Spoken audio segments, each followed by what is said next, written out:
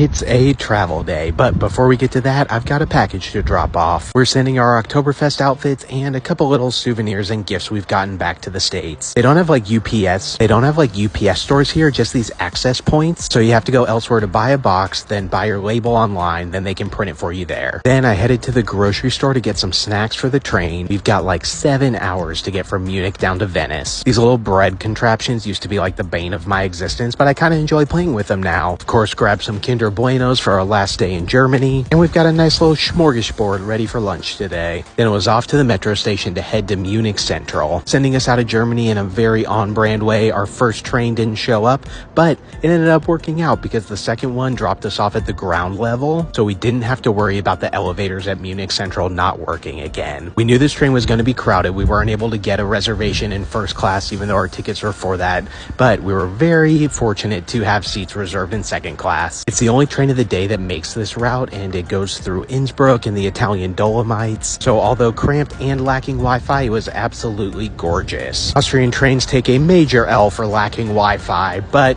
we just turned on cellular for the first time since we've been in Europe. We're glad this is our last long train ride because we still have not figured out getting Isla to nap on trains. Like planes, she passes right out, but trains, it just doesn't happen. Love to say she's making like a good effort too, but no, she's just faking the shit out of it. Fortunately, by Innsbruck, the train had at least cleared out to where we didn't have a stack of suitcases blocking us in, and we got to the Dolomites, which are just absolutely stunning. Definitely somewhere we need to come back and explore for a long period of time. It kind of reminded us of like Yosemite, but if you put some little towns inside of it and vineyards everywhere. I mean, just hours and hours of driving by these beautiful mountains. It was definitely the highlight of the day, especially because from this point, you know, we were all getting a little tired and cranky after being on a cramped train for 7 hours and having done so without a nap. So we were super excited to get off, and we had a little bus ride to our hotel. Kyla had a little meltdown on the bus and in the hotel lobby, which is absolutely understandable. I'd say we both kind of wanted to melt down right with her. I walked to a grocery store to grab a bottle of wine and a little extra food to go with the rest of our leftover feast from earlier. Let me tell you, the wine aisle in an Italian grocery store is actually heaven. The whole thing's under $5. Staying in Venezia Mestre, which is just on the other side of the water from like Venice. So we're excited to decompress and get into the city tomorrow.